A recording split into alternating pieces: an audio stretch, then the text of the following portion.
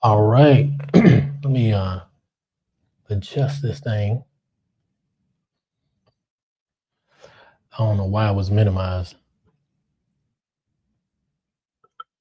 Gonna try to wait for some people to get in here. And if not, we'll go from there. Actually, real quick, let me set something up. Do a quick recording. Yeah. Hopefully my sound is good.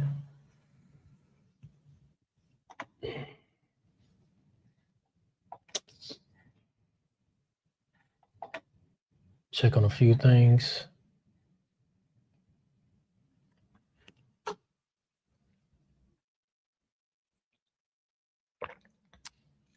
Today was Easter, right?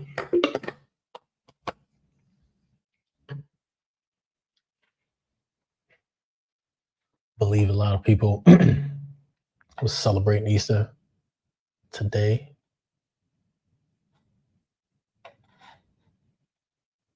Try to make this screen bigger.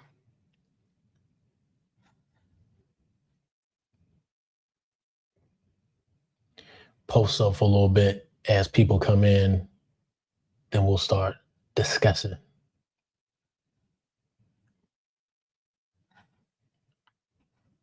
Hold on a second. Let me get some music up in here though. While we wait.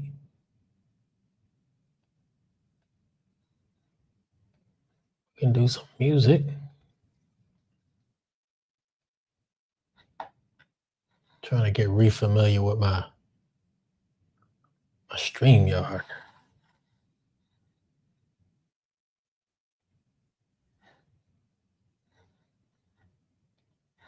Gotta make sure we public.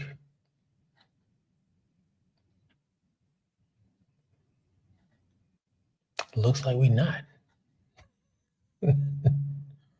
All right, let's change that right now. Boom.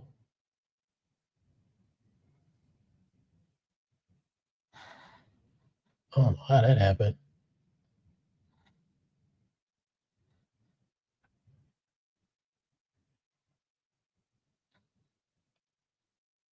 Change it here too. Save changes.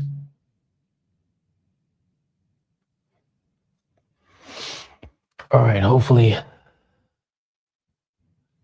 we can get some people in the chat soon. While we do that, let's play a little something. Okay, we got one in the chat. That's what's up. Hopefully they coming in now. Got a little issue, man. Let's see, we got what's good, Grace? Hello. I am good. How are you? Doing well. Easter Sunday. Hopefully you had a good one. Let me just get something ready. Okay, we got people coming in now. My bad. When I started this off, it was unlisted. Good to hear. Good to hear, Grace. Sound like you're is that a horse or a llama you're on in your thumbnail? That's a wild looking thumbnail. So as you can tell, the topic that I have is constant travel or home basing. What do you prefer and why? You know, it's a horse. Okay, nice. I wish I knew how to ride horses. I mean, I guess I could figure it out, but the thing is, the confidence ain't there. I feel like I get on that thing and it'd be like, hold up, he don't know what he doing. And if you got the wrong horse, he like, yo, just get up off me, man. Boom. And that can ruin your day, your week, maybe your year. So depending on the size of the horse. Dang, I hope you're okay. Yeah, a horse falling off a horse, they make it sound like it ain't nothing. But if you fall the wrong way, I mean, it's throwing you up. It could easily throw you up 8 feet in the air, and then you just land in all kind of ways. So that's the scary part about horse riding. And them things are just pure muscle too. But I guess you fall off, you got to get okay. That's probably the easier. I don't know. It seems like it'd be more gentle than getting bucked backwards. I don't know nothing about it, but Jennifer, what's going on? So yeah, we here on Sunday, and just want to discuss, like the topic says, man, constant travel versus home basing. Home basing for me would be staying in one place for a certain period of time and just getting to know. And then you could do that in a few places, right? I'm gonna even call home basing. I don't know what other people want to call it, but I'll even call it if you stay for a place, if you stay at a place for 3 months or longer. And depending on how you do it too, like if you're renting an apartment or you're getting leases for a month at a time, I could kind of consider that home basing. Maybe like a mix, right? But yeah, I mean, the whole concept of constant travel, especially doing YouTube, right? A lot of, I guess, the algorithm hits is to go to new places. So if you're making YouTube your full-time job, makes a lot of sense. But if not, I don't know if it does. I don't know if it does because you actually are spending a lot more money by constantly traveling. Let me see something right quick so we can give me 1 second. I'm gonna just shift this thing around and get it to so we get a different look on this camera. Cool. So now I can move around with me to the rest of the room. Although I won't be able to see, I have to pull up maybe the StreamYard on this thing. We'll see how it works. I got to make sure we got room on that cord, and then we can move around a little bit more. Right? Y'all see me? Y'all got me. Nothing too crazy. Let's see. I'm gonna trying things, man. Gotta try something. Let's hold on. Trying a little trick right here.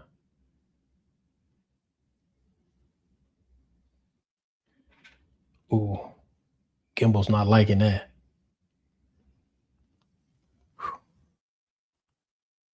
I don't know what I did. Hold on, we got issues here. Hold on.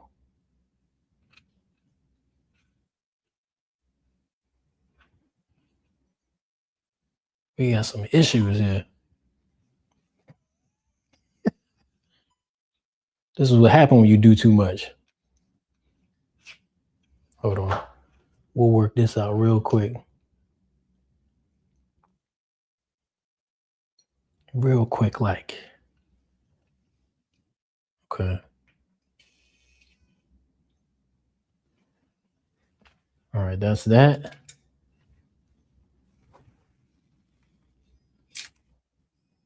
Okay. All right, we good. We good.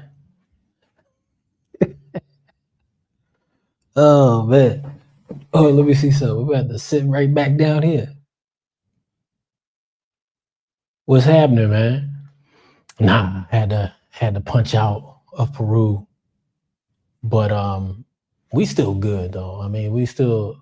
I'm gonna probably hit back to Peru soon. We'll see. I don't know. I don't know. Yeah, I'm in a new location. I don't know if I want to disclose just yet, but we'll see. Be twice. What's up? You been to Peru before? Let me know. It's I think more and more people are traveling there. It seems like more interest is picking up. And I'm assuming from the fact that, how can I say it? It feels like, I mean, on the ground information is different, but it feels like Colombia is kind of shunning American tourists. I don't know. That's the way it seems. So if that's the case, I can see why countries like Peru will probably pick up the slack just because it's close by, similarly priced.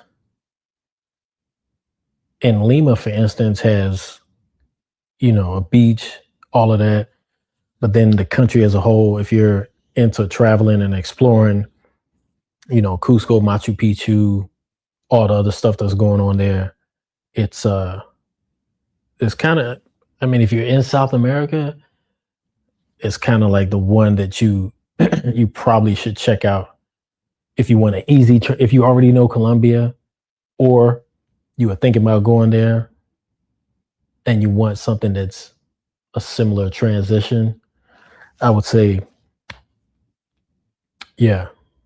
Although there's times of the year where you don't want to, it's not going to be, I'll say this for Lima, it's times of the year where it's going to be cloudy.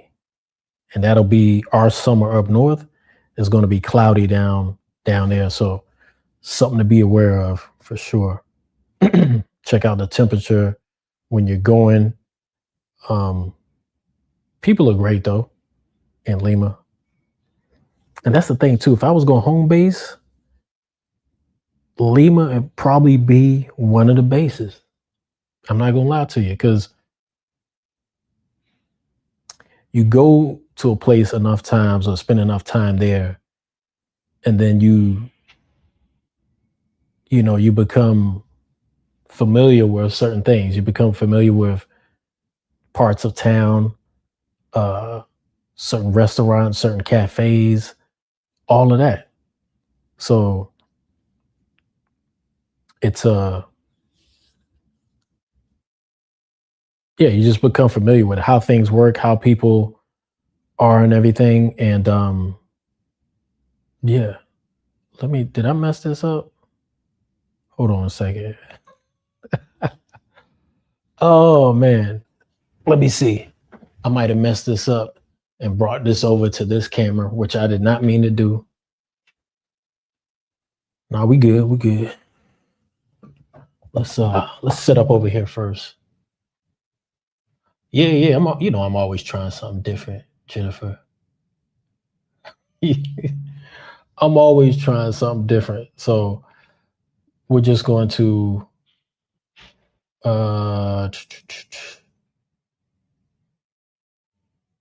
just because it's cool, it's fun to do. Might not work out, but we trying it.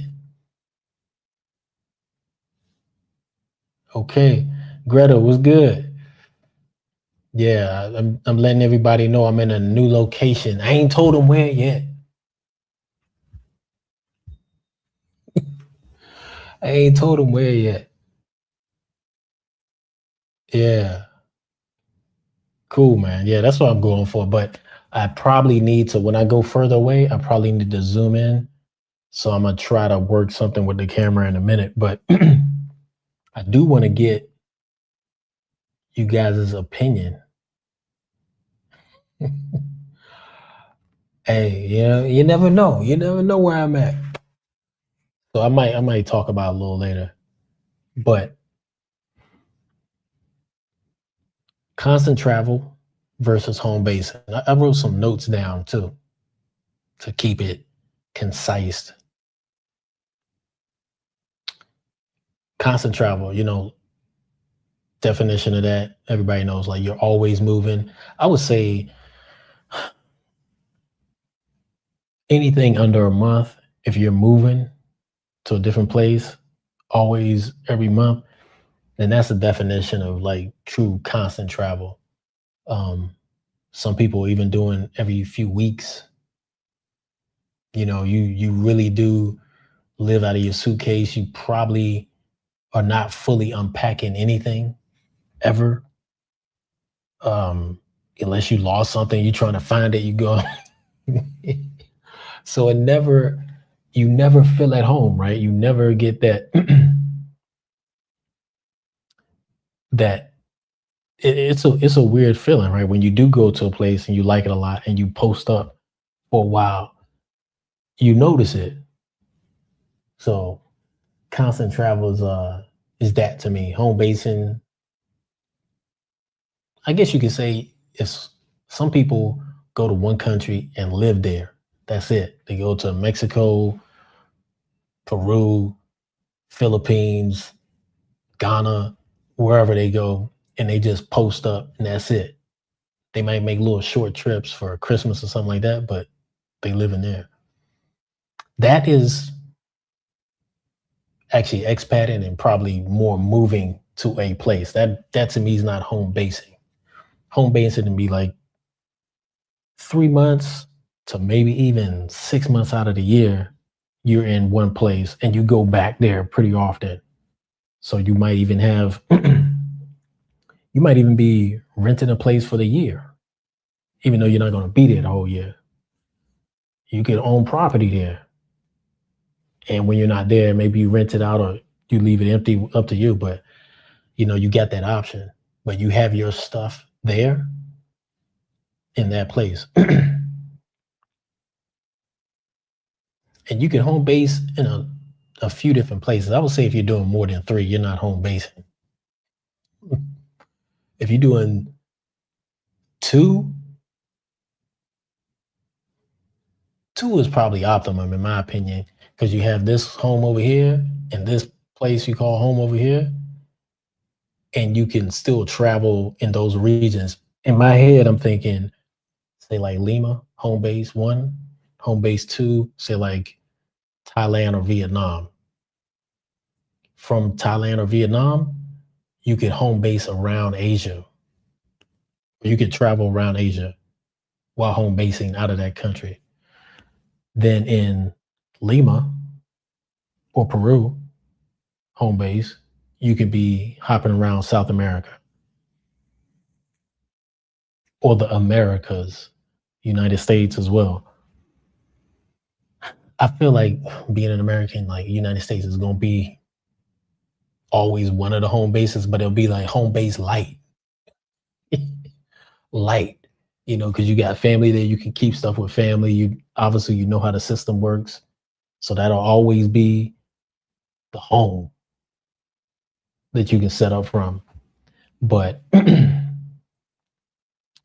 yeah, I think it's a interesting take in my opinion. She said, "Give us a hint." Uh, all right, I'll give you a hint later on, but we need to discuss the topic, Jennifer. We talking about constant travel or home basing, not where I'm at right now. I'm at where I'm at. I be what I be, where I be. You ever heard that saying? But I think I got a perfect hint later, maybe if this stream acts right. Like, what does that mean? Acting right? It's getting warm in here. Let's see. Okay, pros of constant travel. I would say you got a lot of freedom, right? You can always pick up and go, see new things. You set your time schedule. You decide your next destination. You might pull up a video and be like, oh yeah, I'm going there, which is cool, exciting, inspiring also for yourself. Sometimes you stay in one place too long and you're like, man, I'm kind of in a funk. And then you get up and you start moving somewhere and it turns on again. You're just alive again. So I get it. I get that. Nonstop adventure and personal growth. That's kind of what you get of in constant travel, right? You do get personal growth. You see new things, uh, even if you're not growing right as you're experiencing them. There's something that you can. Sometimes those things soak in later down the line, and you can figure out. You'll learn about the world, right? You'll learn about the best ways or better way to do things than maybe other people would see. But to tell you the truth, those things kind of they're time dependent. Like it might have been a time where doing certain things a certain way in South America would have been saving you money, but maybe today not as much, you know. But it's also easier to meet other travelers when you're on the move in that spirit of exploring. It's you definitely will run into other people that are doing the same thing. But the cons of constant travel, the negatives, and you all know you can get burnt out. You can get burnt out, jet lag, always trying to find a new spot to get something to eat or a new coffee shop that you want, or maybe even just making new friends. That's real. Like it's not as easy when especially if you're a solo traveler, solo going to new places, boom, boom, boom. I mean, even if you think you know somebody that's in a place, but you don't really know them that well, you get there, you might realize like, I didn't know you was into whatever. You know what I mean? Like, I didn't know it doesn't have to be the craziest thing. It could just be like, oh, you go out every night. You go to the bar every night, man. I'm good, man. You know what I mean? I'm trying to get up and do a run in the morning. So you got those type of things. Well, well, it's kind of hard to find a friend group, deeper connections with people. And some people need that a lot more than others. I mean, we all need to have a social fabric around us, but some need a thicker social fabric than others or a deeper one. So if you know you need that, then constant travel definitely might not be the best overall plan long term. Um, yeah, so a few other things is logistics. When you're always traveling, visas, uh, insurance, maybe I would say visas and insurance probably. Like the visa situation is changing in a lot of countries, and you got to be aware of it. Like Peru, for instance, they don't even give you a stamp. So sometimes you got to ask them, like, yo, how long are you giving me? They might be like 30 days. You're like, yo, you supposed to, I ain't been here all year. Can't you give me 3 months? They're like, 30 days. You leave and come back. Damn. So, um, yeah, it's like that. A lot of places. And then some places like Australia, you have to sign up beforehand. Brazil is the same way, I think now. But you got to sign up beforehand. I think you got to present a few things for Brazil. But Australia, I think they do a criminal background check, all the stuff As soon as you sign up, they just boom do it. And that's a long trip for you to be kind of waiting in the whim, because you want to have your tickets beforehand so they're cheaper. Um, but yeah, I've been there a few times, didn't have any problems getting approved, but it is a thing. And then yeah, no real routine when you're constantly traveling. I mean, you can have a routine on some small things, but you're not gonna have, you know, I don't know, like a full on, like, all right, on Wednesdays I go out and do this. On the weekends, on Sundays, I go for a run.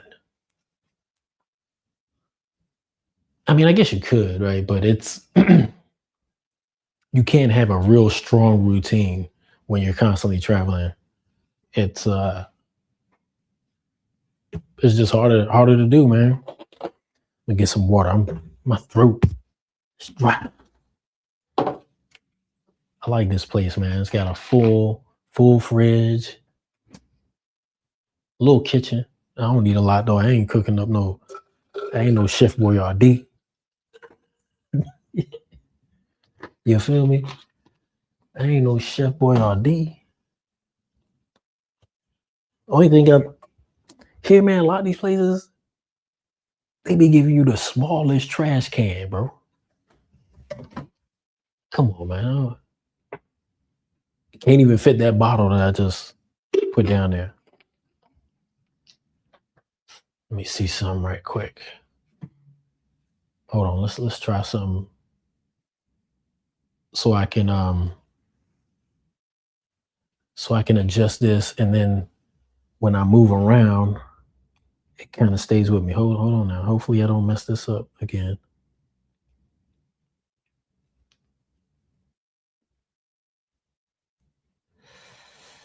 Hold on.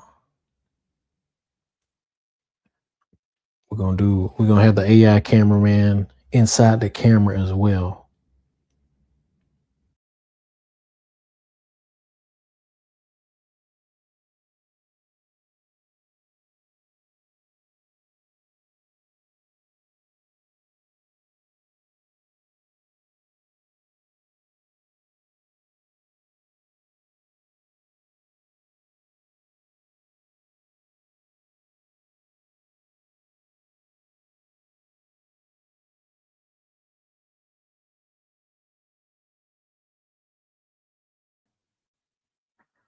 Hold on, y'all. I'm coming. I'm coming back in.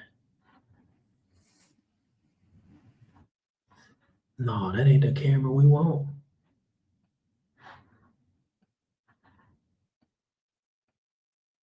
Boom, we back. Okay. This thing is not. This thing's giving me problems, man. I'm always trying something. It messed up. Yeah, it did.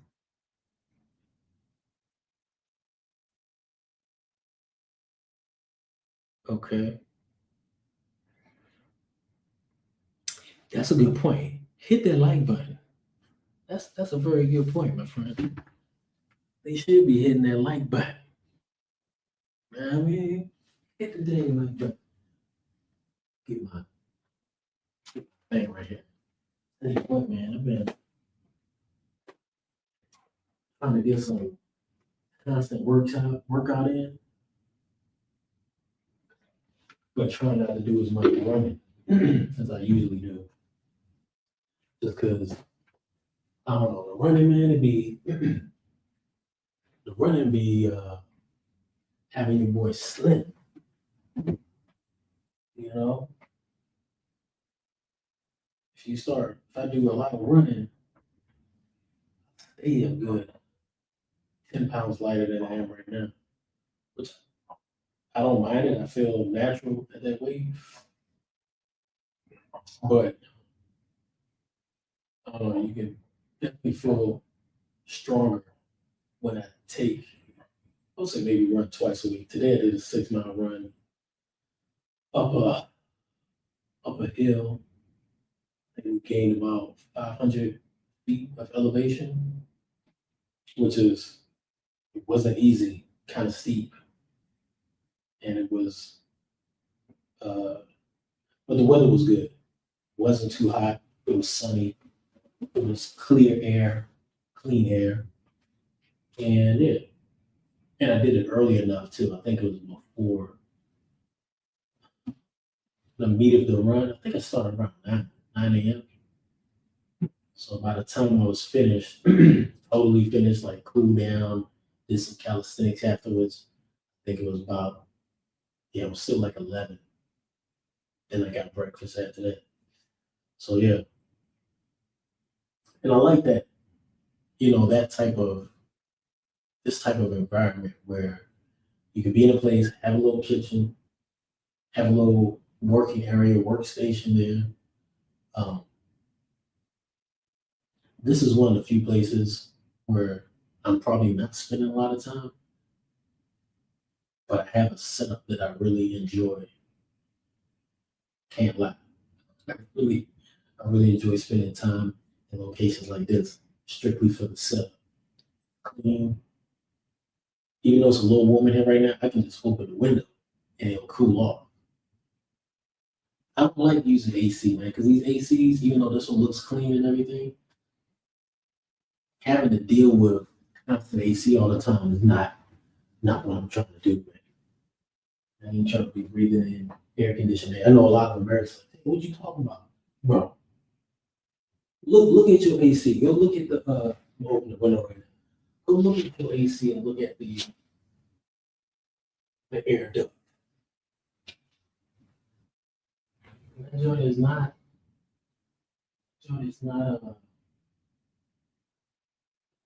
the cleanest, not the cleanest thing.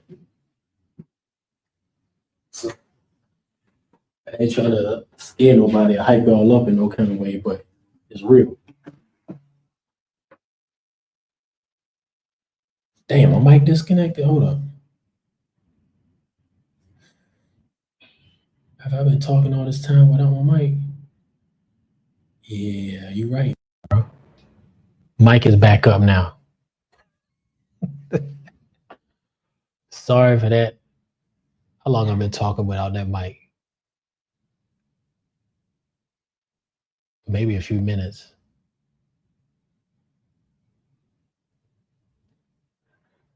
I mean, I'm obsessed with tech. I ain't gonna lie to you. I'm obsessed with tech. It's not. It's not that I want to touch the camera. If I could, I would do it from the app, right? But I just think it's, if I'm gonna walk all the way over there, I feel like it should be. The funny part is it ain't doing it like it was before. It ain't really zooming in and zooming out. Now it's following me, but it's not punching in and punching back out. I could get it to do that though. Y'all gotta be patient with me though. Okay, you hear me now? Okay, cool. I'm glad y'all stuck around. I'm surprised I go down to like Z. Y'all like, Tay over there tripping. He ain't even got no sound. I wouldn't blame you if you dipped out and came back. Uh, t- t- t-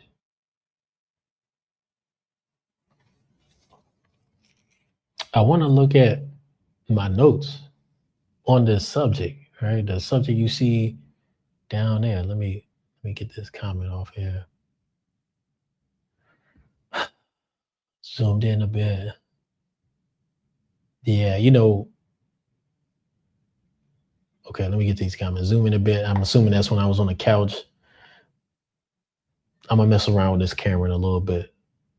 Hope y'all don't get pissed off at me. I just gotta come back over here and check some things when I do that. Or turn this big screen around.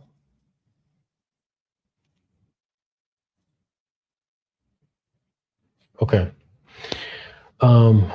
But my notes.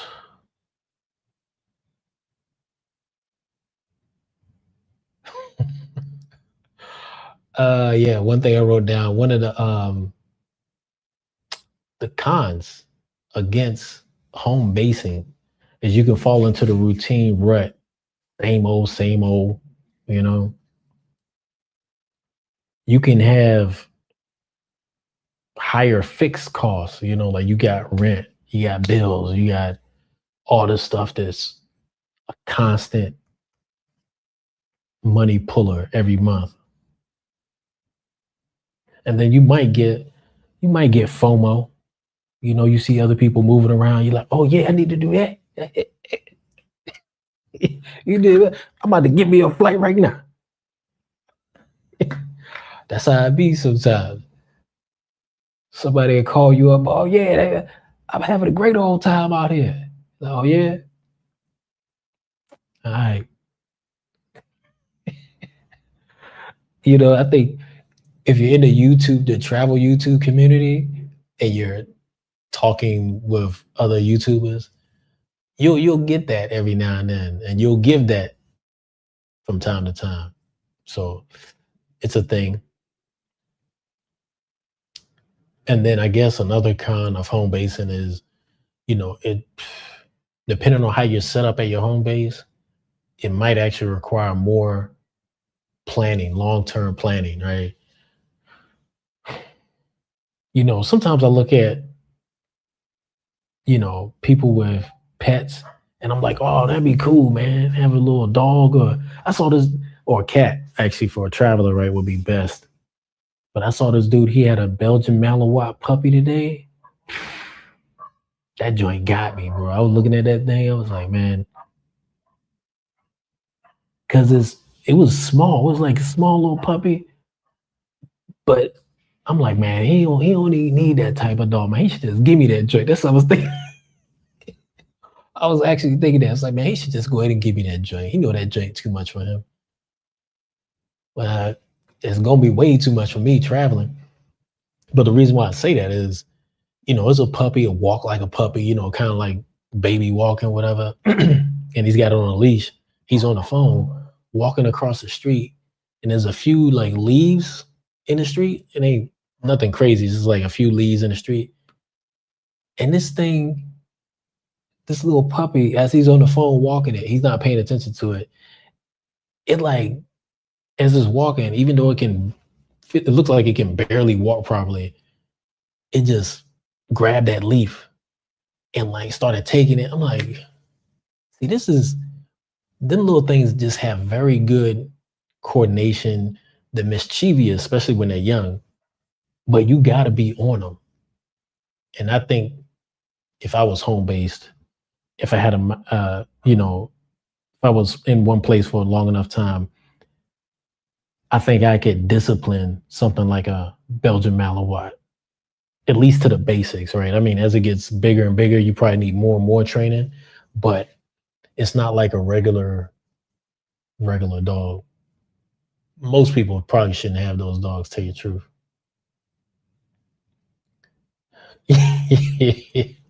Yeah, I ain't gonna get no puppy, man. It was just a thought, you know what I mean? Just it ran through my head a little bit. But reality is, nah, bro. If anything, a cat, like a cool cat, and that still ain't happening no time soon.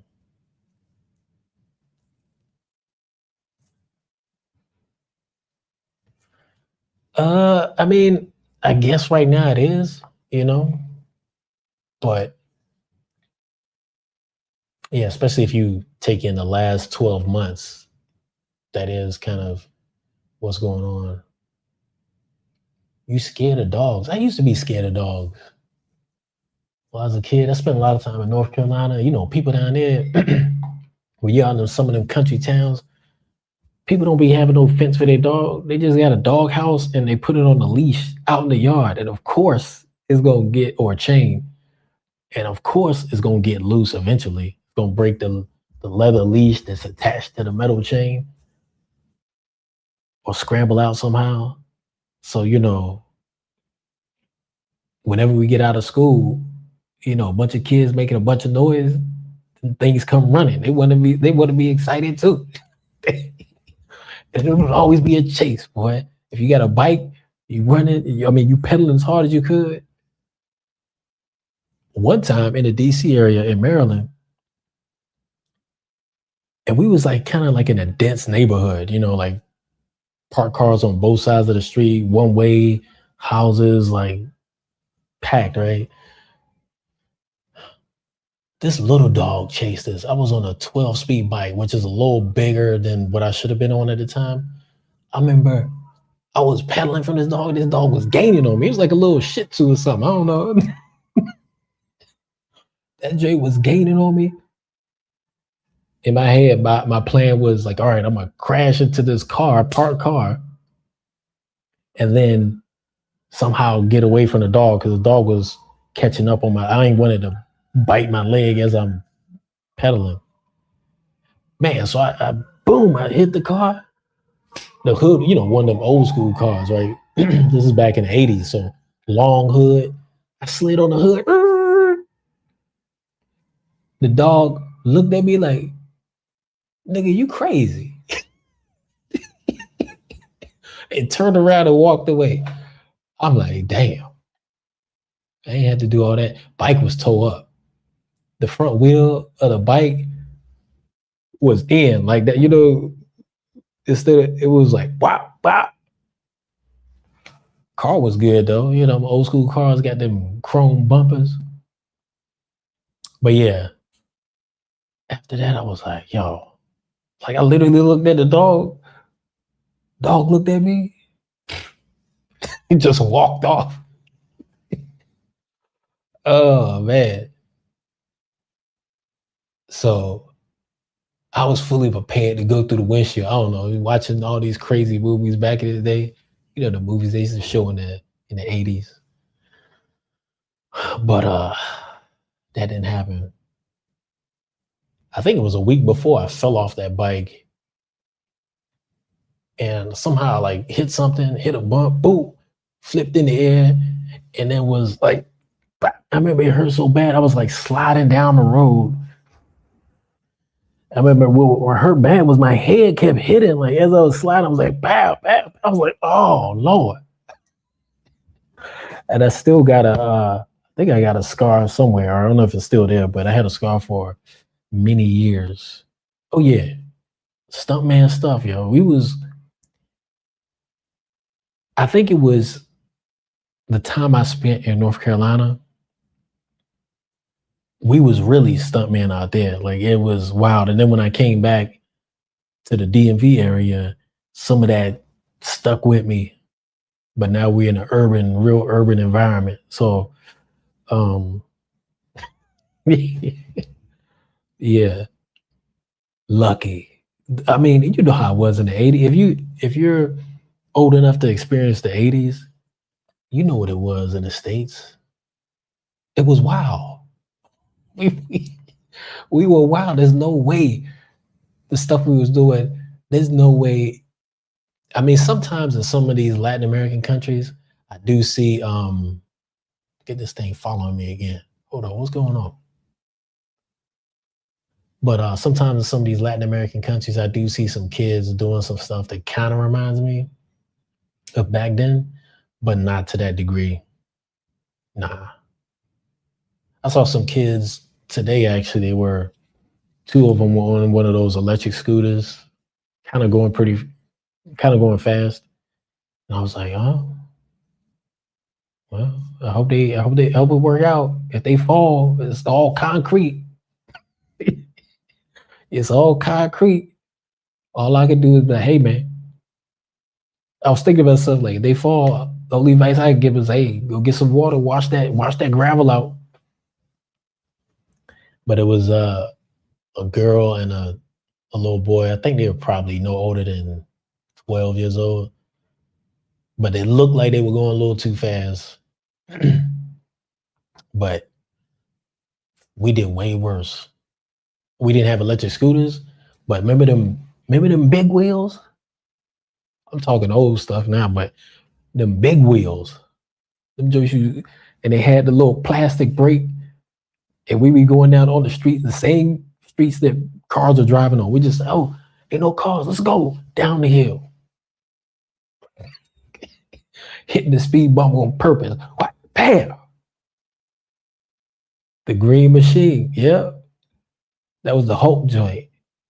But they had all kind of versions of them things, man.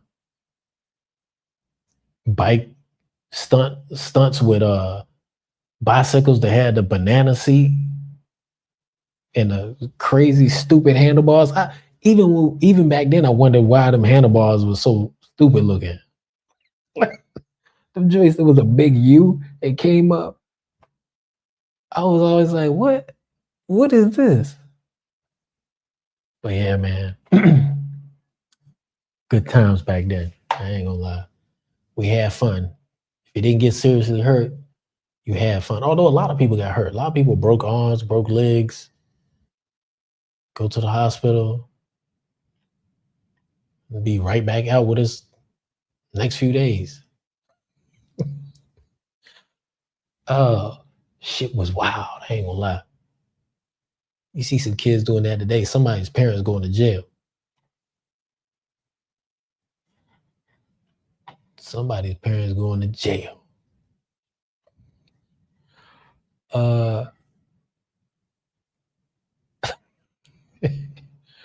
Yeah, man.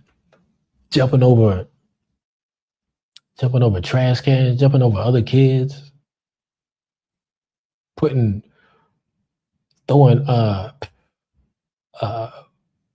firecrackers.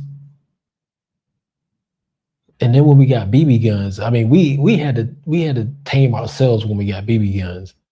Cause like, look, you can't shoot nobody above the waist. What?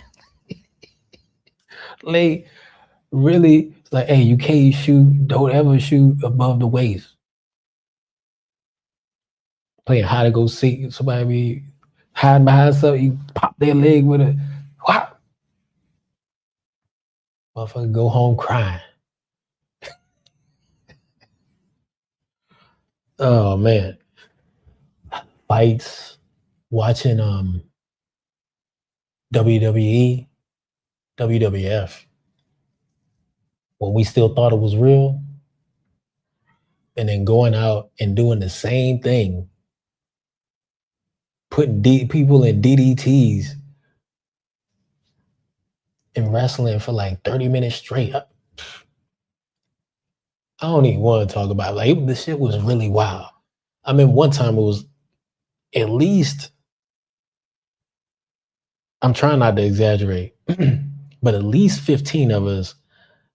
At one point, I thought it was more than like 25 of us in grandma's backyard just fighting. I'm talking about from the age of like 8 to maybe 13 years old. All of us just mixing it up fighting until grandma kick us out of her yard. We go down the street to somebody else's grandma's yard. And then eventually people would get hurt and they kind of drop off. And then, get down to maybe just 8 of us. And it's like, all right, what we doing, man? Our clothes all tore up. We got grass stains in our hair, clothes everywhere. Out there wrestling with one shoe on.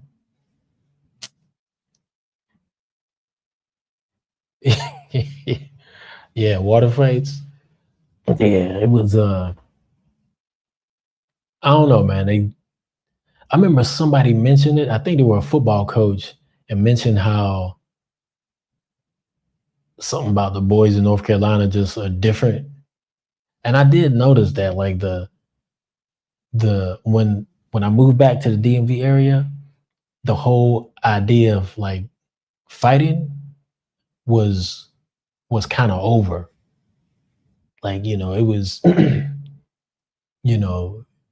you getting if you good at fighting, you gonna get shot. That's how it was at one point. You tear somebody up good enough, they're like, all right, well, now we back with this. So it was kind of, I would say that was going into the 90s, early 90s, late 80s, early 90s, you had to watch all that. I mean, you can still get in the fights, but it was very few one-on-one fights that I can remember. Anyway, it was a rough patch of time for the DC area for all walks of life. I mean, kids, grown ups, all that. But yeah, travel though. I did travel even back then. You know, I was lucky enough. My dad took me on a lot of travels starting from a young age, um, mainly Africa and Europe, but Germany, went to Germany once when I was young, France a lot. Netherlands, I think we stopped over a few times because back then KLM was like one of the main flights that you would take to go. So we would stop over, sometimes have a multi-day layover there. But yeah, that was it was cool back then, man. Traveling in the 80s was different too. You couldn't wear like you had to at least wear something like this, like a collared shirt and some nice jeans. People were dressed up when they traveled. um, Airlines were a lot different.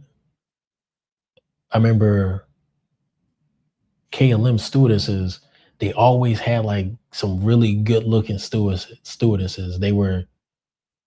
It was almost like you had to be a stewardess before you could be a model or something. I don't know. They were tall, like young, seemed like between like 20 and 27. There was very few old ones. And then going through the airport in Amsterdam, there was a lot of terrorist threats back in the 80s, hijackings, stuff like that. And I mean, I think a lot of it had to do with Iran back then. But the uh, the Amsterdam airport, I remember these they had security, but I remember they had female security that were carrying assault rifles, but they were still wearing skirts and high heels. It was wild. I appreciated it though. It looked much better than what you see now, like everybody in fatigues, and it was wild, man. But travel. So yeah, I think for me, man, as far as constant travel versus home basing, I'm kind of right now, what I've been doing is like a hybrid style where I might go to a place, post up there for a few months, then go to another place, but it might be a place I already been. Then I might throw in a place that I haven't been before, go there for a little bit, figure things out, then maybe hop back to a place that's a little bit more comfortable. I think that's where I'm at now, and I think it's a good way to it's a good combination of like enjoying the travel for me, enjoying the travel and still getting to enjoy the benefits of that location. So if I'm in the southern hemisphere during their summer, that's a win. And then maybe floating that back up to the northern hemisphere during the spring/summer. Although depending on where you are, it's like in the DC area is crazy because during the summer it gets a little too a little too much, a little too warm.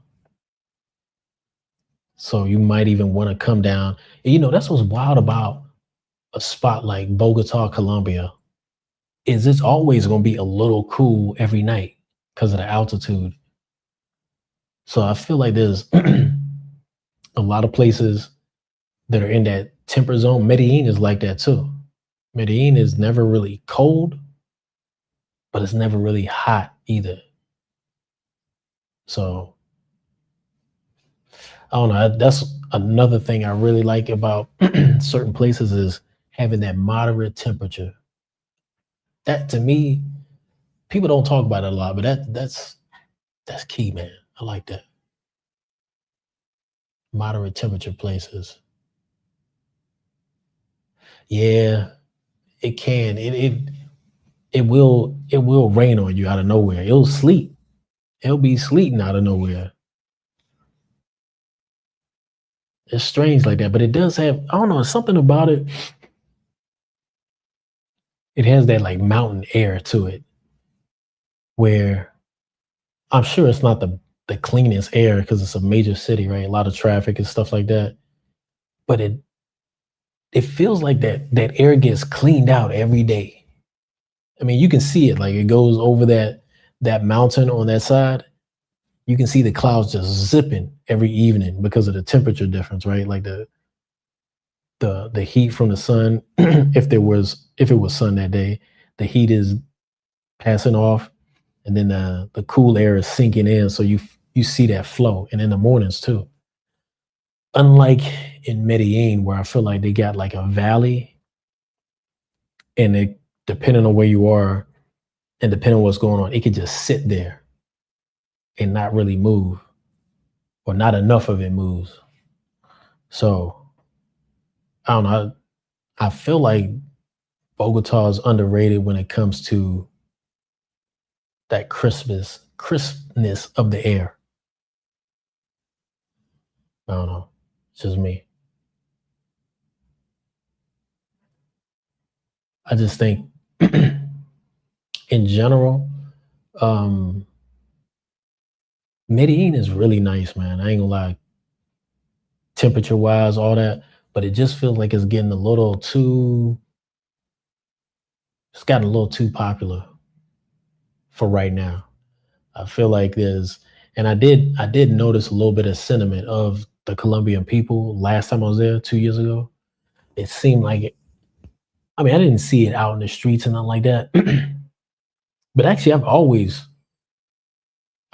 heard this from Colombians that they were very, very aware of the foreigners and what part of town they were staying in. Like Provenza, they was like, oh yeah, so you know, we all used to go to this part of the city, and then the Americans and all the people, foreigners started taking over that. So we moved a little further up.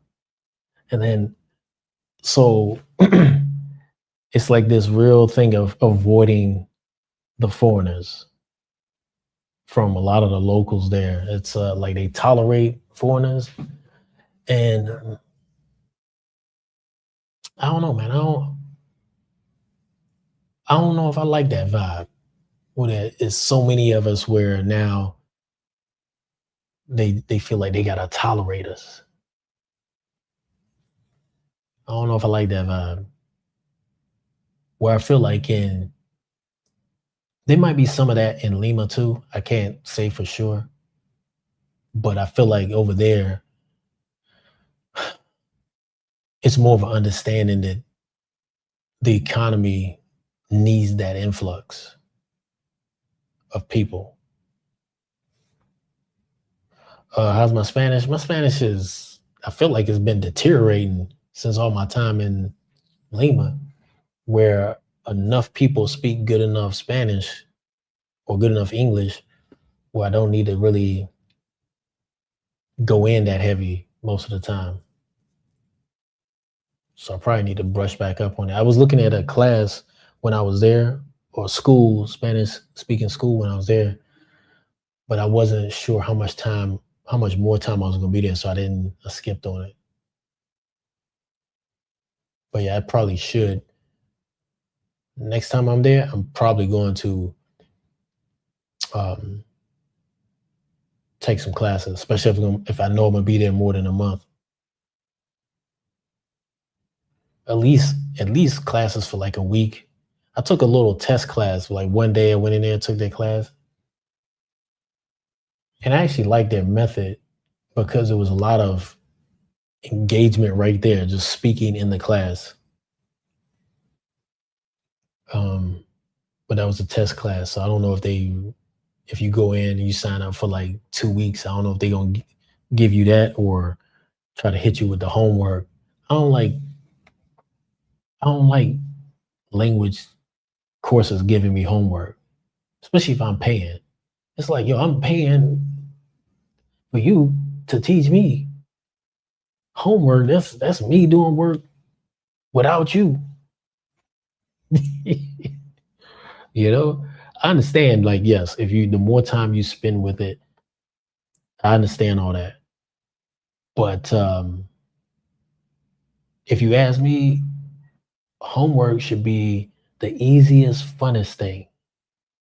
So homework should be like, all right, well, go watch this episode, and then when we come back tomorrow, tell me what they was talking about in this episode in Spanish.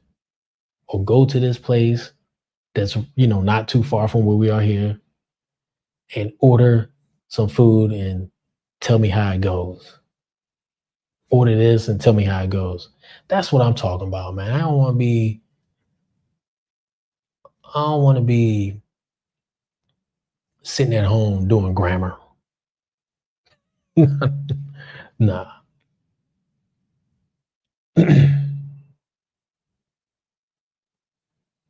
A DTV visa. I mean, if it was in Thailand or anywhere in Asia. I mean, I did a bunch of visa runs when I was in Thailand last time. I ended up being there like 6 months. The last visa run I did, I came back in. The customs lady was like, "Uh, how much longer you gonna be here for?" I'm like, "How much longer can I be here for?" She was like, "I'm just saying, you've been here a long time." I'm like, "I'm just saying, tell me what it is." She was not trying to come through on the exact number of days I had left. And that's the problem with all these visas, bro. It's like they be playing these games at customs. It's like, just be clear. I'm not a criminal. I'm not broke. I'm not trying to leech off of your system like that. And I don't want to break the rules. Just tell me what it can do, what I can do. Are visa runs illegal? I mean, now I guess they are, but they weren't back then.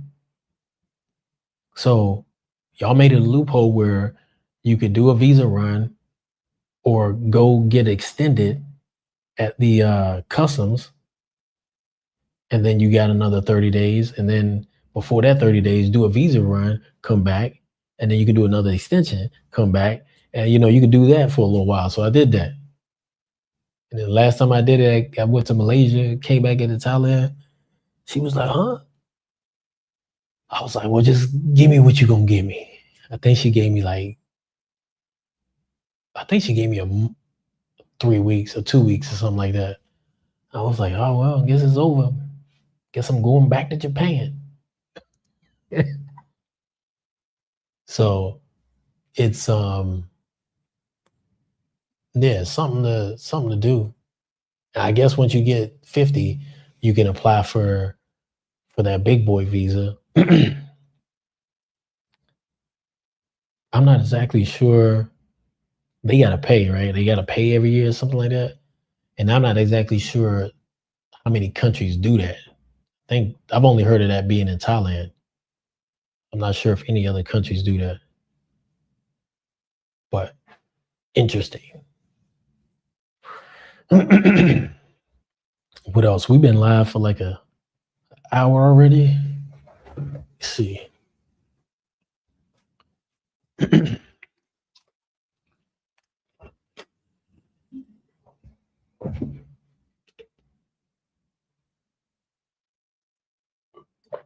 Okay. Where you trying to go? You said you got a couple of Caesar. You said that's what you want to do. You save up, you got a couple of years. Which country you trying to do?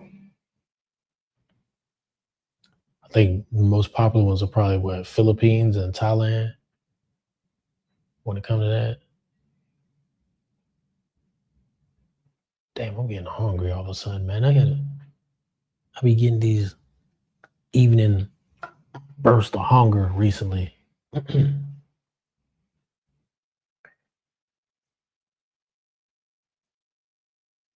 think I ate twice.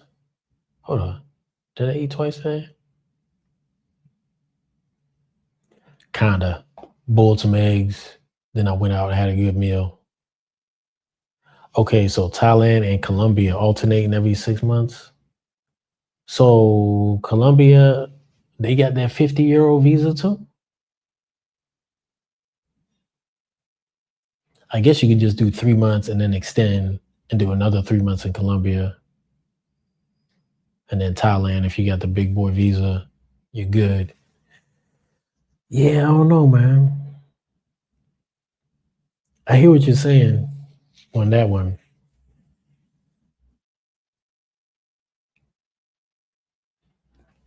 I don't know. I don't think I can spend 6 months in Colombia unless I had a wife or a serious girlfriend there, then maybe. But then she ain't gonna want you to go to Thailand either. That ain't gonna happen.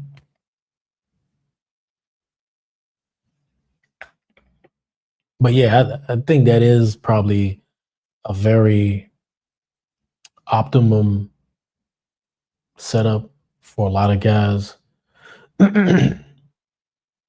Depending on how you want to live, the amount of income you have and then how you want to live. That is, I would say on a, I don't know, maybe even $50,000 a year, you could probably make that work, really good. Especially if you're digging in and you home basing and you're like, all right, I'm renting this place for, let's say, I mean, I've heard dudes renting places in Colombia for, I don't know, I guess it depends where in Colombia too. In my head, I'm thinking Medellin, but I feel like prices in Medellin have climbed a lot. Cartagena, I feel like they've climbed a lot. So if you're in any other places besides that, like Cali, which I haven't even been to Cali. I need to do Cali, Colombia. I need to at least go there and just be like, all right, I was here. Cali and any other part, man, besides Medellin and Cartagena, whether it's Bogota, Cali, Bucaramanga, probably real cheap. Barranquilla. Although I'm wondering if Barranquilla is seeing some bleed off from Cartagena. I don't know if they are or not. But yeah, Thailand is. I'm assuming prices in Thailand have probably gone up as well too. But yeah, it's a lot of options out there, man. A lot of options. Whether it's, I feel like Africa is going to come online as far as places to set up. I feel like they're leveling up their living standards and things like that for a lot of foreigners that are coming in. Now, I don't know if I've heard about some scams going on when it comes to buying property there and all that. I don't know how legit that is or what's going on with that. But if you're talking about spending months there, it could be a thing. The only thing about Africa is you better know people there. you better it's just a lot of I feel like Africa is like no other place where you have to maintain the maintenance is a lot. Africa, when it comes to places you got to maintain in some kind of way, Africa is the highest maintenance place of all. I'm not talking about just money. I'm talking about time and energy. It's like you can't leave nothing for 2 weeks without there being a problem or somebody causing a problem. Somebody who's supposed to be helping you fix problems causing problems. They think Americans don't know. they think we don't know. We know you causing the problems. Yeah, Africa is just, they my peoples, right? But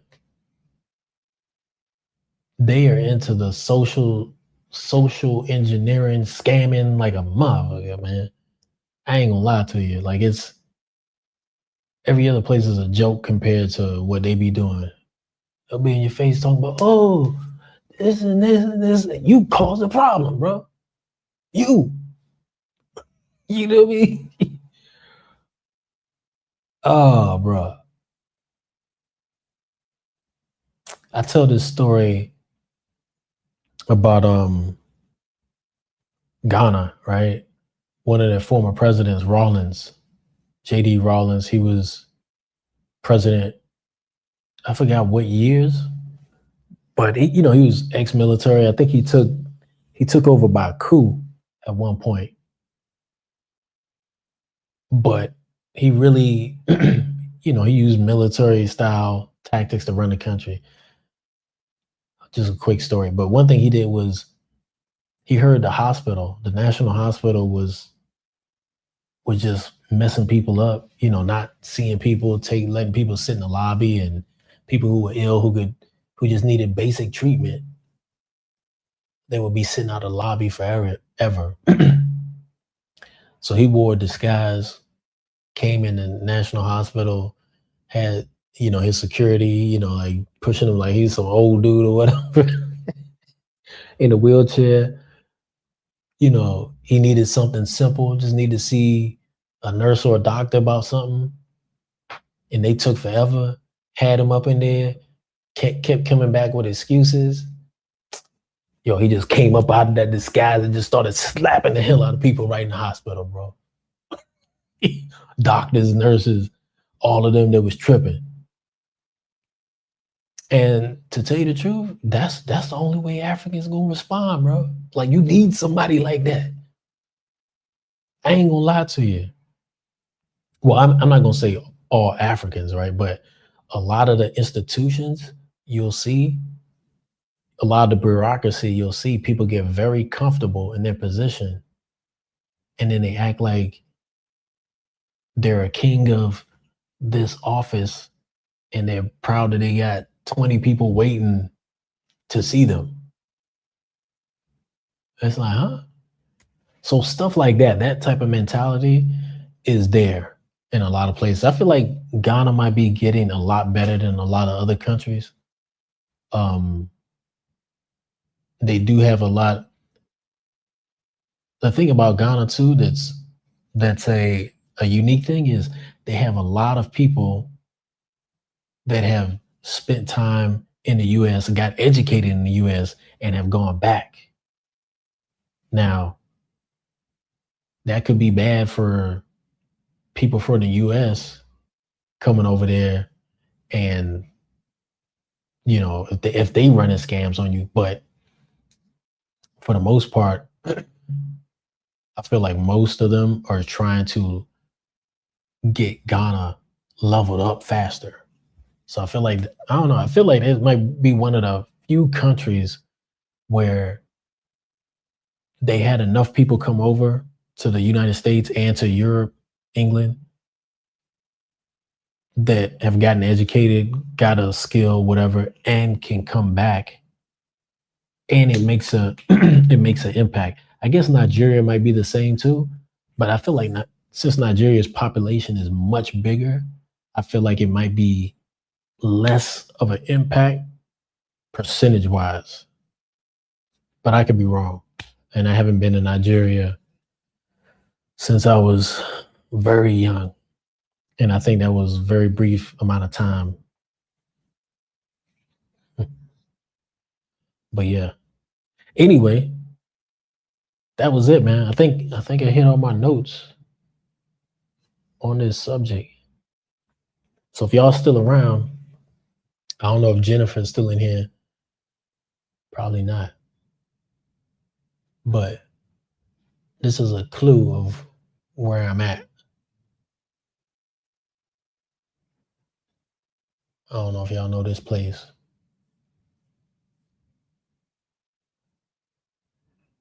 But yeah, it's flew the drone up, got that, got this footage myself. Why is it not playing?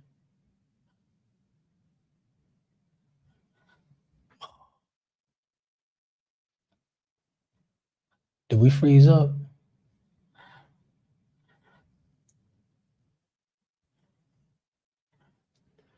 I think we might have froze up. Let me see. I think that froze up the feed, man.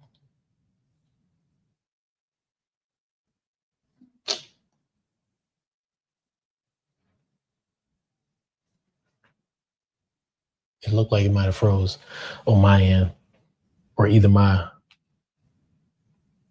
system got overloaded when I threw that video in there. Let's see. Let me check. Let me check here.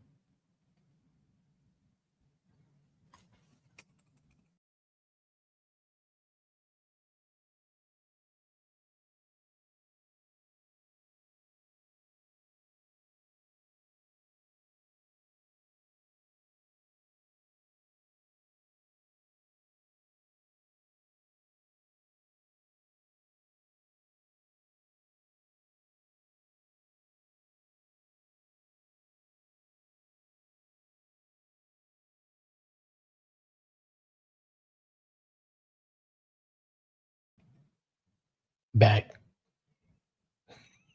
I don't know what happened. Okay, Jennifer, you here? I don't know if you saw that I dropped in. I tried to drop it in, then the stream froze up. Gave you the hint. I don't know if you got it or not. If you saw it.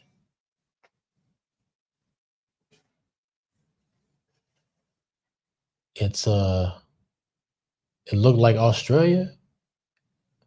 Did it? I don't know, man. I don't think it looked like Australia, but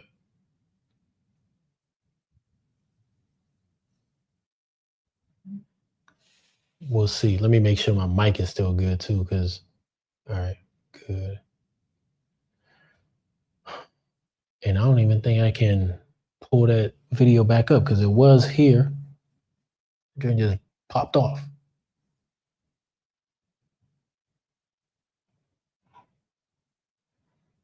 StreamYard, man.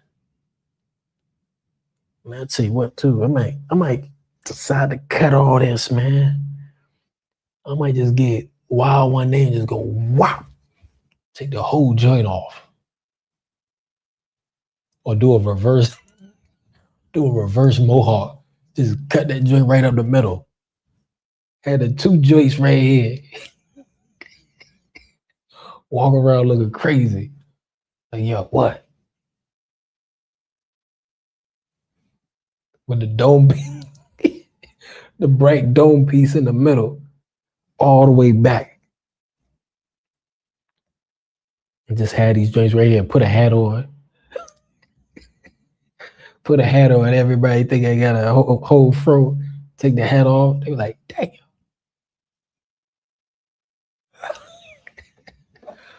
That'll be wild, man. Do that for the YouTube or the TikTok. I started messing around with TikTok. I can't even tell you what my TikTok is because I just be posting on there randomly. People be liking some stuff though. I feel like TikTok is like a gang, bro. They just want you to. They just glad you over there. You know what I mean? They're like, oh, you on TikTok? Oh, like it. Like, dang. I don't want to do this TikTok thing. It don't seem like it's no money in it. You know, there's no avenue for money. I mean, I'm not making real money on YouTube either, but it don't even seem like it's an avenue for money. And it seems like everybody thought it would be the future. It feels like it's just getting cramped. That whole space of short form is just getting trampled on. So unless you got a product you're selling or something like that, I mean, it's cool. I mean, people enjoy it, but it's not. I don't think it's the hot stuff anymore. Feels like, and all of them are moving over to long form anyway. Let me see if I can try something over here. I'm gonna try one last thing. If it don't work, fuck it. But if it do, well, we got something. Turn this around so I can maybe see y'all's comments and get zoomed in on your boy. I don't like that. Good thing I'm only in 720p.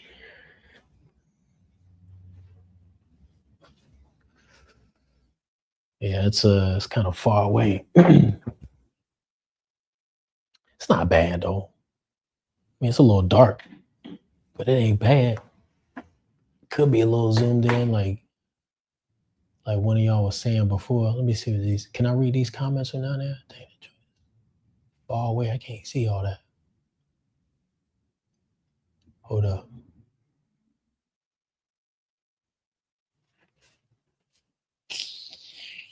Okay. Anyway, what I wanted to do, show you all this a little bit. This thing. So it's another hobby I've been getting into, making some music, trying to make music. I'm amateur as you can be, but it's fun, man. It's a fun thing to get into. Dealing with an MPC, playing around. I made a beat the other day from scratch. Let's see how it sounds. Sometimes you do stuff, whether it's editing or making music. Editing, this happens all the time. But you'll be working on something and you'll think it's pretty good. And then you look at it the next day, you're like, oh, that's trash. That joint trash. But you know, I feel like in the YouTube space when you're doing things, there's a lot of trash out there. And some of the trash gets a lot of views. So I don't even take it, I try not to take it personal anymore. My last video, the nightlife video, there was a section of it, if you watch the whole thing, where the sound cut out for about 20 seconds maybe, and then came back in. I was like, damn. But it was already, I guess, 4 or 5 minutes in before you got to that. But I think the that video watch time is actually pretty good. So it just goes to show, like, if people are interested in what you're trying to show, it doesn't really matter if it's edited to full potential or not, if the subject is interesting. So can y'all hear that?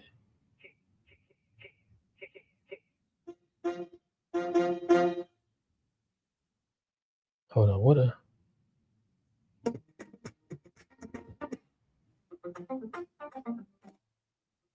I didn't make this beat. Hold up, but this is the beat I made. Hey, yeah.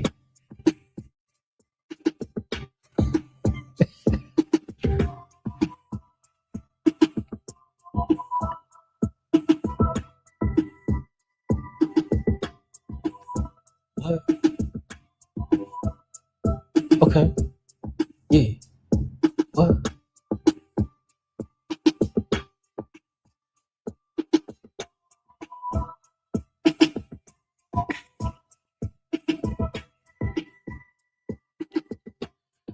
Yeah.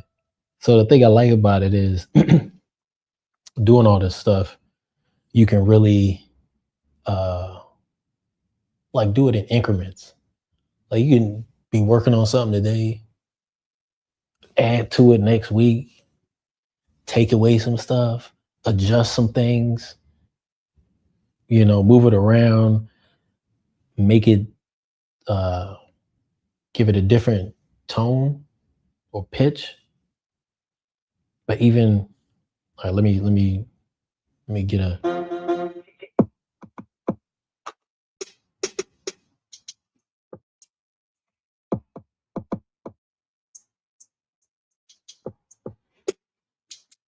Can y'all hear that? Let me see. I gotta get a little closer to see these comments. Okay, y'all can hear it. Gotcha.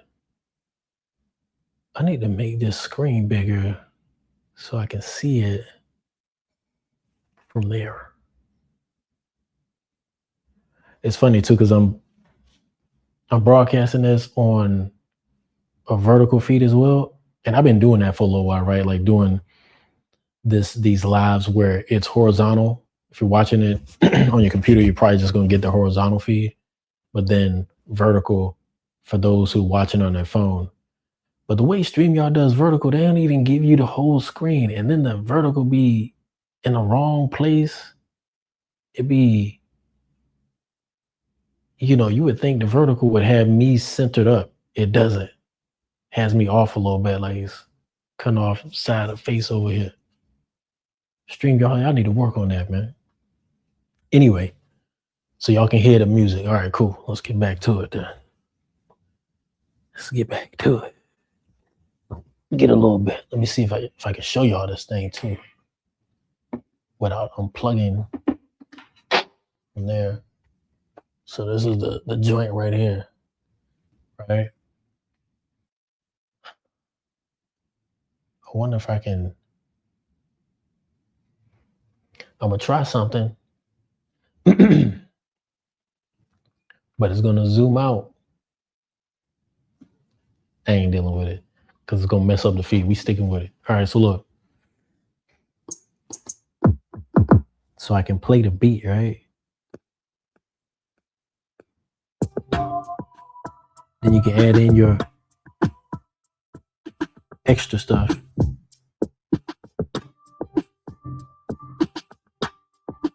But then you can get crazy with it and be like,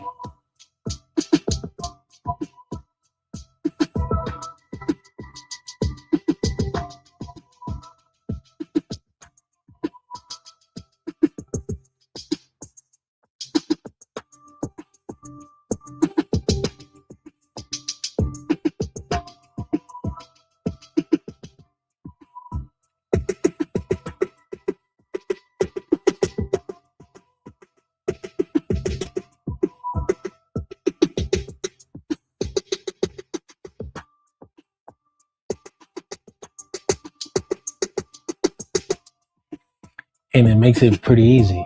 Like it's not a lot of, they got buttons that you can hit. You can do everything full manual, go full finger drumming.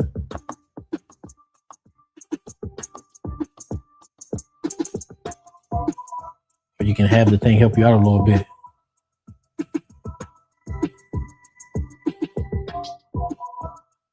And a very, how can I say it? For a beginner, it really helps to have this stuff right here where you can try things out, try ideas out, have it keep looping, but then have all these effects right at your fingertips. And this thing goes deep. I ain't gonna lie to you.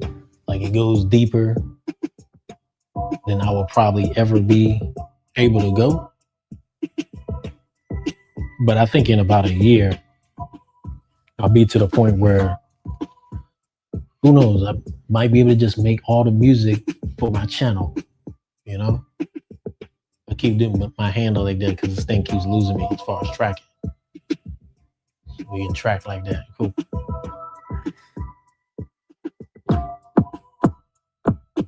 But what y'all want on here? You want me to put some piano on there? Let me see. Put some. Oh, they got this other one on here.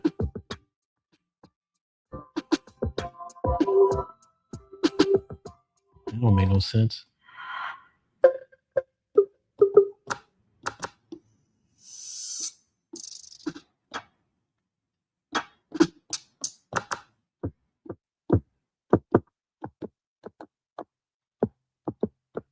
That's the beat. It was. That's the drum kit I was already on.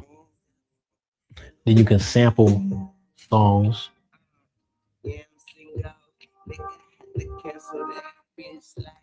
Probably don't want to trip out the algorithm or the YouTube. Man, I hate it when she do that shit. Copyright thing, so we can't do too much of the samples.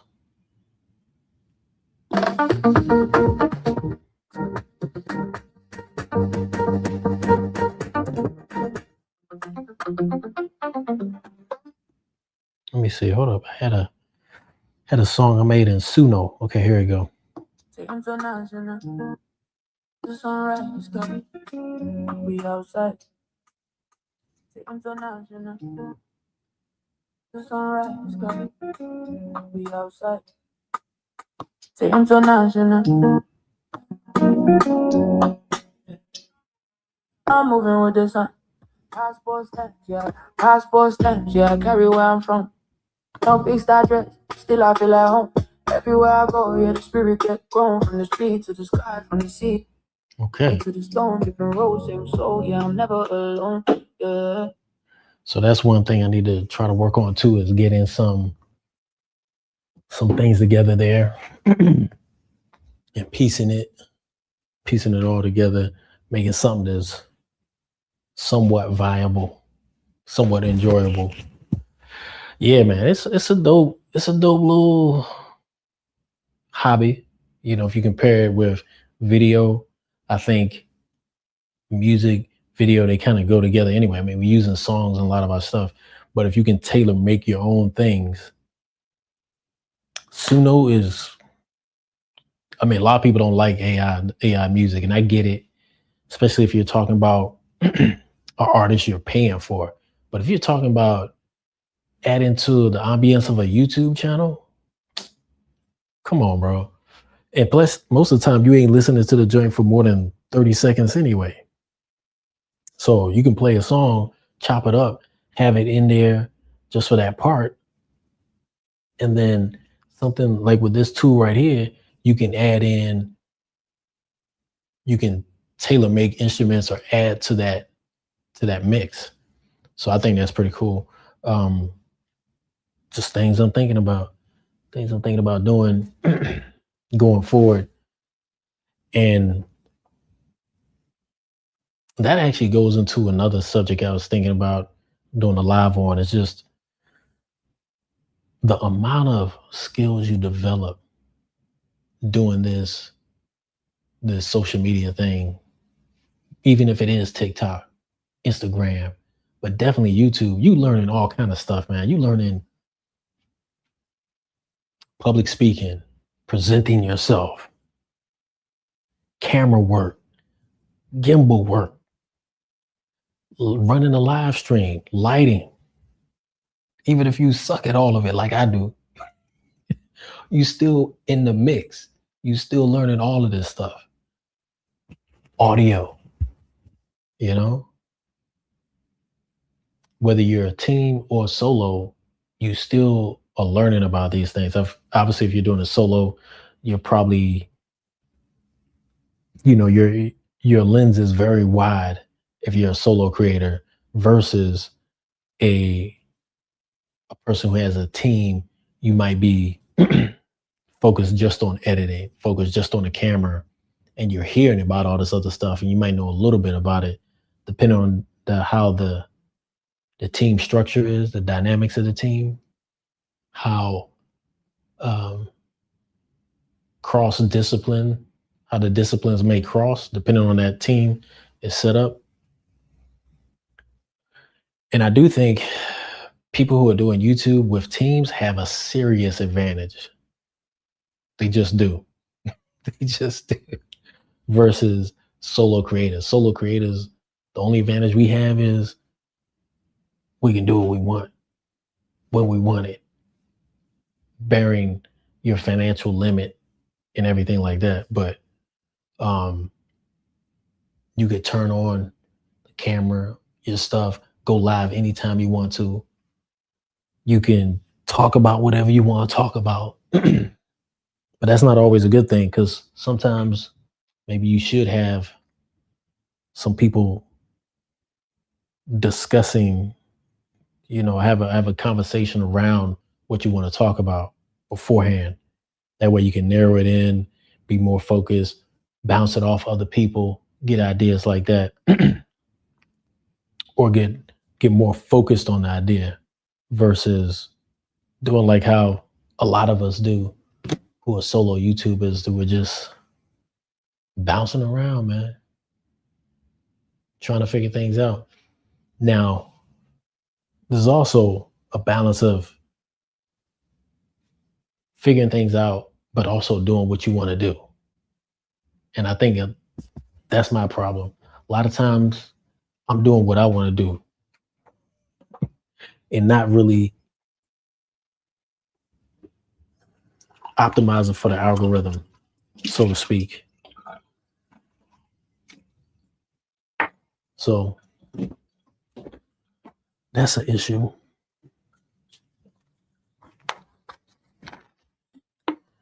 Give me some water. More water. But y'all let me know what you think, man. I think it's been a good minute. What's good? What's happening? I think it's been a good minute of just bouncing around doing different stuff here. But I'll say this, and you're seeing it right now with all this camera movement, right? AI is here. AI is here, my friend. So the teams, I feel like the YouTube teams, they gonna get smaller. They're going to get smaller because I don't know if we need all those lights. Maybe we do. I don't know, but I don't think a lot of teams are gonna still be as big as they once were due to the fact that you got so many options with AI now. Dang, this thing ain't got no battery left. It says 36 minutes. I don't even think it's gonna do 36.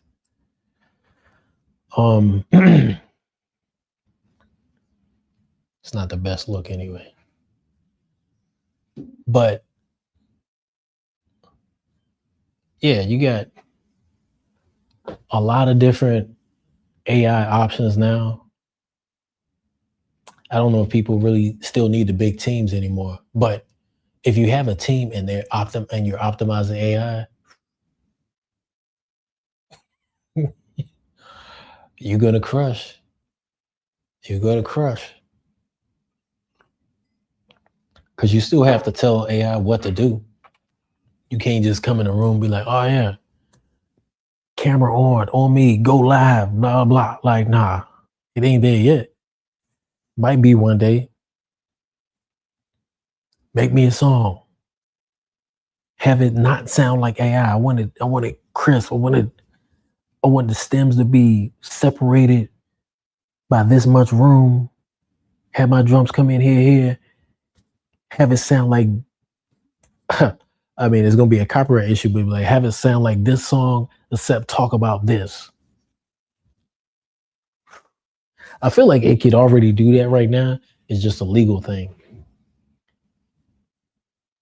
And musicians are going to hate it. But I feel like it's coming. And then people are going to make music just for the purpose of making music. And there'll still be some winners for sure. There'll still be some winners. But it's kind of like music just might start coming out at a crazy rate. New music, new genres might just start popping up left and right. It's kind of like how video is right now. When I was a kid or in the 80s, to think that the amount of content that's out there and some of it is really good, you would never thought that could be possible.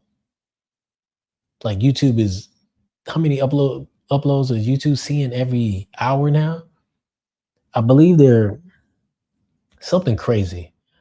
But I think YouTube probably within a week, YouTube is probably getting more videos uploaded in a week than the whole decade of the 1980s, as far as, movies, TV shows and all that, because it was just, you couldn't produce anything at the rate that we're doing now.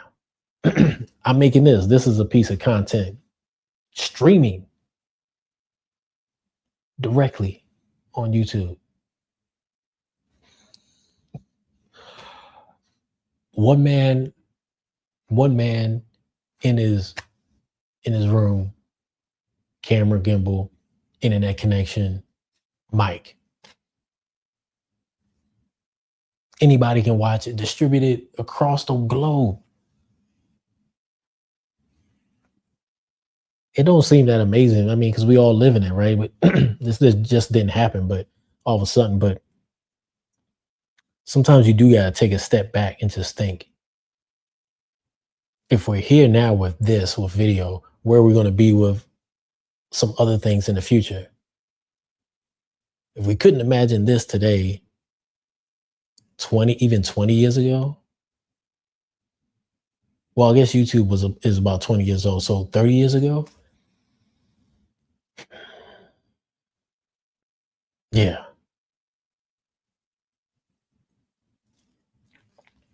So I don't know. I don't think it's a scary thing. It's just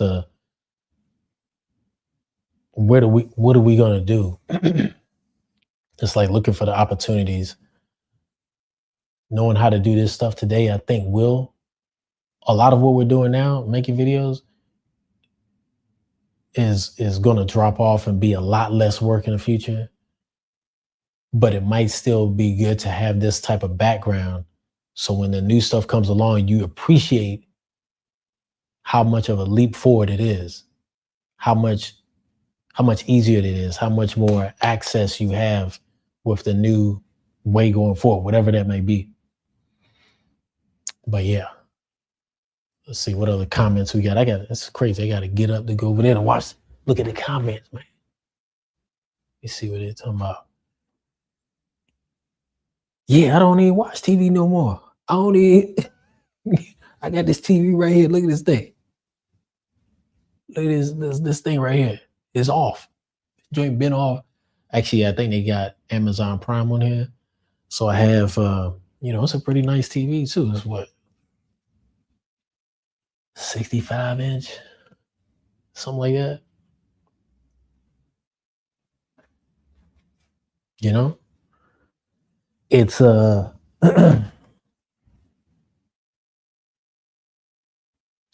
it's just the only time I watch TV is maybe like after this live stream.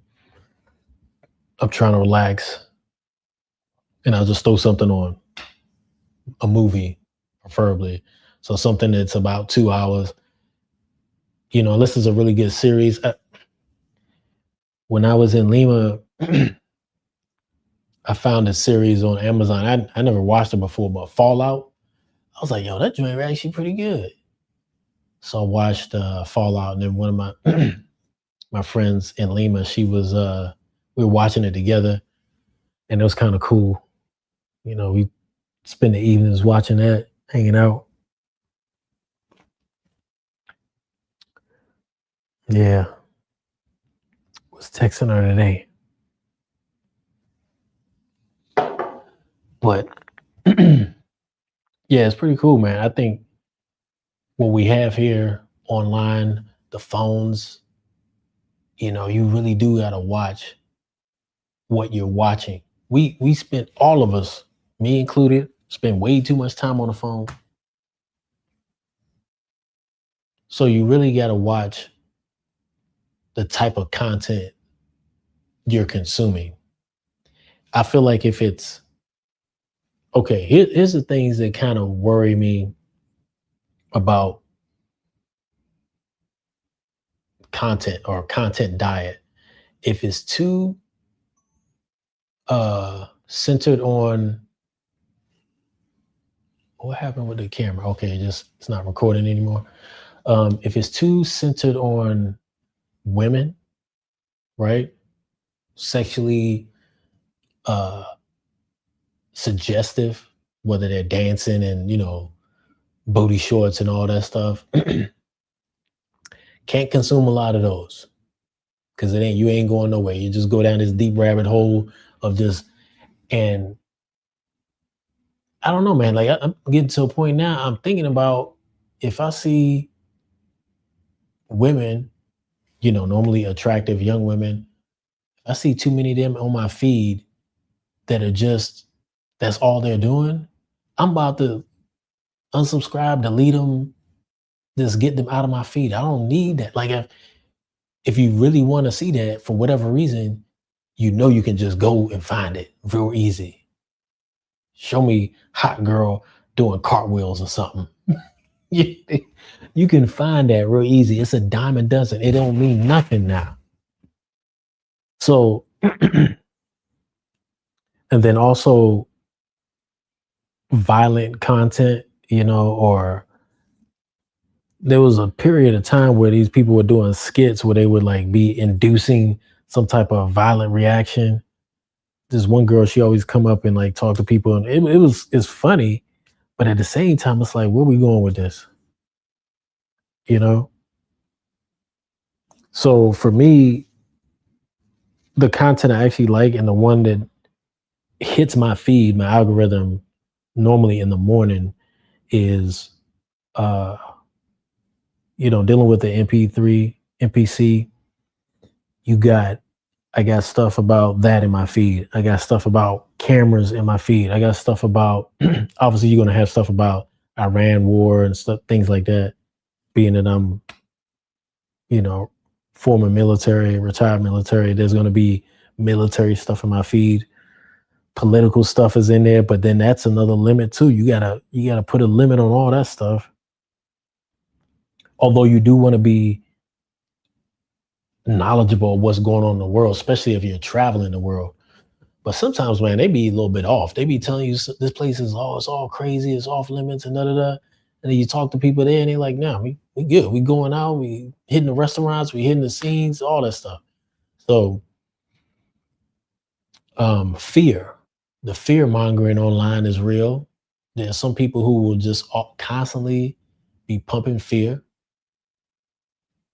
Uh, the only thing I try to be aware of when it comes to like some of the fear stuff is maybe some of the things where they talk about dangerous foods you shouldn't be eating, or uh things like that. So it's like, all right, you thought this food was healthy but it's not. That might be, it's hit or miss. Sometimes they be just straight capping, other times it's legitimate with caveats. So um something to be aware of. But yeah, I try to get into the health. I try to get my algorithm to be health related, creation of music related, creation of videos, editing, cameras, stuff like that. But then also lifestyle in general. And if you take all of that stuff, these are things you can actually use. It's so much better than everything that's on TV. I watched a movie the other night. I don't even know the name of it. It was on Prime. It was about these female. It was a movie, fictional, right? But it was about this. It started off with this female soldier. Her and another group of soldiers were held hostage in, I think, Afghanistan. And rescue team came in, rescued her, and then as they were pulling her out, they killed the rest of her team. And then somehow she got on this mission to go back and basically assault that Taliban element. And she went back with all female team. That joint, I wanted to click off, but I was like, yo, what? This joint is so bad and so unbelievable. Let me just see what's going on. And it's like everybody involved with that movie need to have their face slapped, double slap, like bap, bap. It was just, the tactics in the movie were bad. The things they were talking about in the movie were bad. It was like, I couldn't believe the stuff they were saying in the movie. And then it was all females. None of them none of it was believable when the females were fighting dudes. And every dude they had on their team would get killed off. They had a doctor and a, a government agent guy come on their team and, was leading the way. They got killed off. Then they had some local Afghanis. Those dudes got killed off. So you telling me the only people who make it through was the girls. And then some of the girls died. They had one black girl on there. And then at the end, she ended up dying. And it was so bad. Like she had I guess she was under a pile of bricks, right? That joint looked fake. The bricks looked fake. It was like her body was clean. And then she was like, nah, you can go ahead and leave me. Like this where her line sounded like the main character girl was coming to save her. She was like, nah, you can go and leave me. This is what we came here to do. We came here to rescue the other people, right? She's like, nah, go ahead, leave. I'm watching this joint. I'm like, man, this joint is terrible from the beginning to the end. It was bad. They had a CGI helicopter flying in. I mean, I know they probably filmed it in California somewhere. They definitely wasn't in Afghanistan, but had CGI helicopter coming in, flying. The only part that was somewhat legit was when, I guess, maybe the Ranger element came in to save them. Those guys at least had decent looking equipment on their body, and their tactics of moving kind of looked real. But everything else about the movie, man, was just straight up trash. I'm like, what are we doing, man? They got to stop it. Like, I can make a better movie than that. I can tell you a better story. You can imagine it better than what they showed. Oh, man. Am I still in Peru? Nah, man. Technology increased a lot since 2010-ish. Jobs set the pace. Yeah, he did. He did. Definitely did. It's yeah, I would say Steve Jobs definitely, like the iPhone. People forget what smartphones was like before the iPhone. They wasn't smart. they had more keys on it. I think like BlackBerry was tight though. The form factor of BlackBerry was pretty cool. I liked it. It was a, did we call it smartphones? What do we call them? I felt like we had another name for it. But the BlackBerry was kind of cool just because like you could, I don't know, it just felt good in the hand. It had a good hand feel. And then the keyboard was, I remember I was in Germany. I had a German girlfriend at the time, and she was like 10 years younger than me. But she was really good at typing messages on the regular keyboard on the flip phones, like the keys that have 3 letters per number. So she was good at that. She could do it without even looking, right? I remember when the iPhone came out, and then I think I was only with her for about a year. But the iPhone came out and we were already apart, but we still communicated. We was cool. And I was like, yo, you getting an iPhone? She was like, no, I'm never getting one of those. I'm like, never? Of course you are. Like, you gonna get a smartphone at some point because this keyboard thing is going away. She was like, no, never. I'm like, she invested too much time. Actually, I don't know how much time she invested learning how to type like that, but she was just really good at it.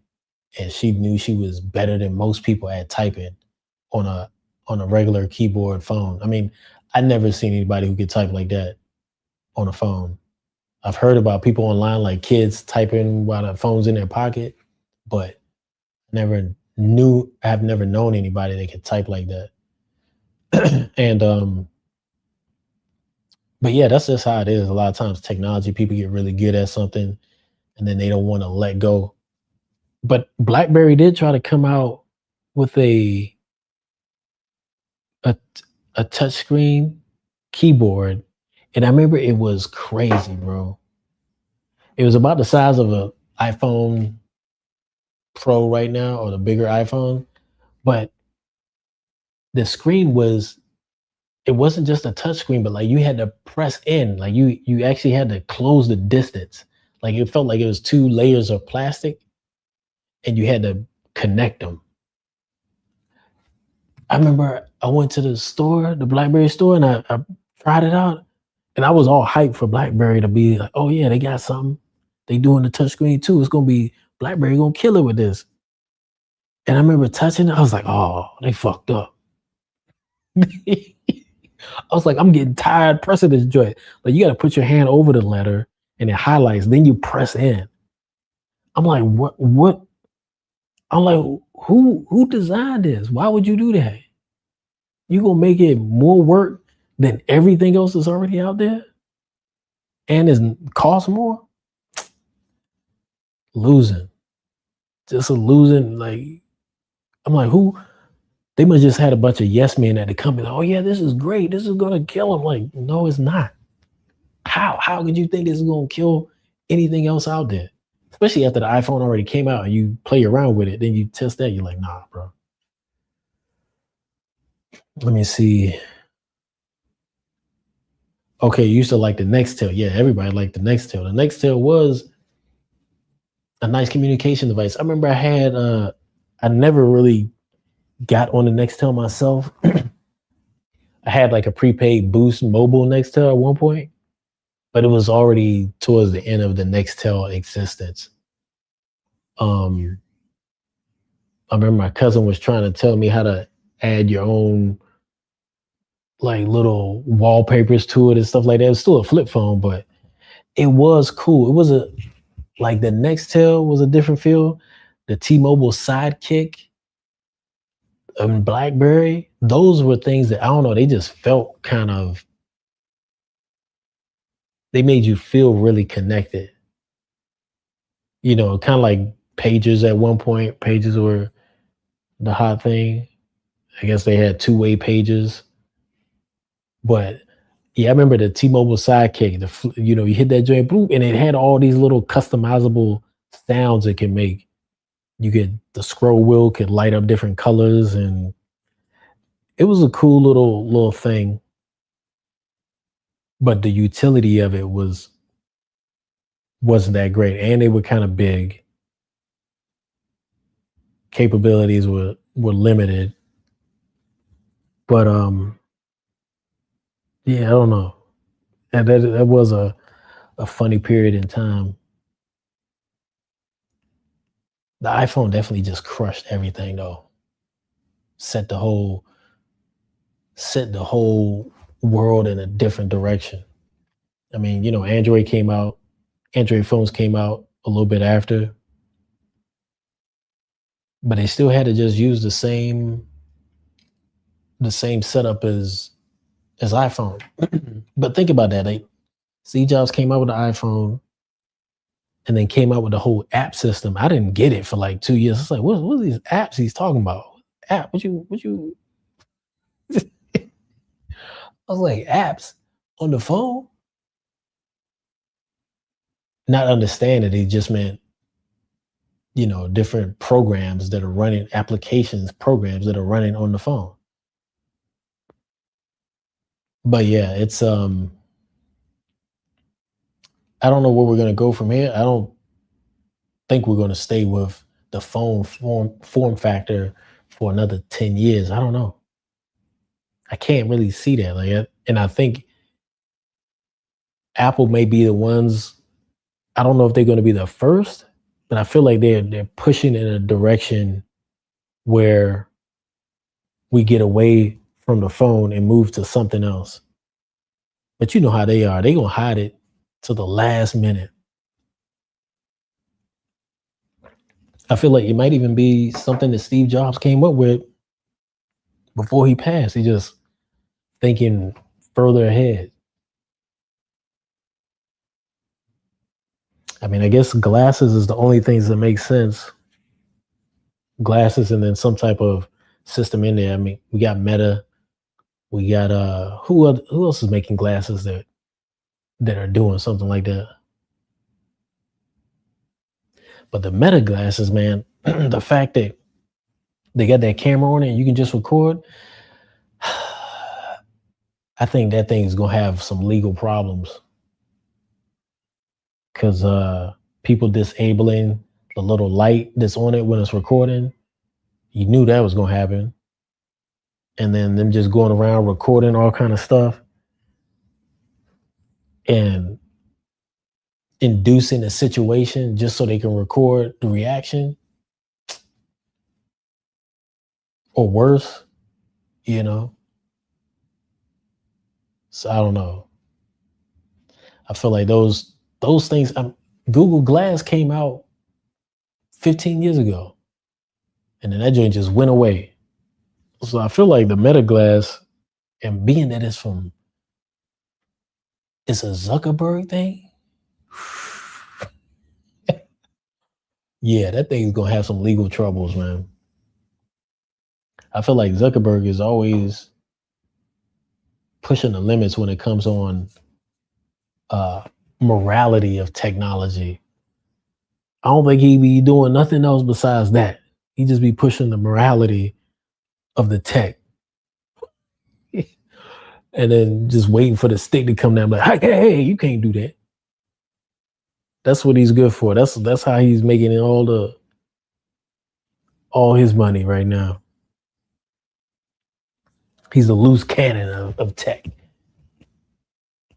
Let me see. What South American city is best for nightlife? I mean, I'm gonna say it's gonna be between Colombian cities and Brazilian cities. So probably Rio, Sao Paulo, those two cities in Brazil, and Medellin slash Cartagena for Colombia. Buenos Aires is tight too, but it's not like an all year round thing. Well, I mean, it might be all year round, but they have like a winter time there. So any place that has a winter and the weather can get a little shitty there. I don't think it snows, but it can get cold, rainy. You know, they're further enough south where the days do get really short. I don't know. It's not really conducive to having the best nightlife all year round. Although during that summer, you still can have a lot of fun in Buenos Aires for sure. But it's more of a European vibe too. It's um it's not as cost effective as places like Colombia. Let me think of some places that I've heard of really good nightlife but I haven't been to.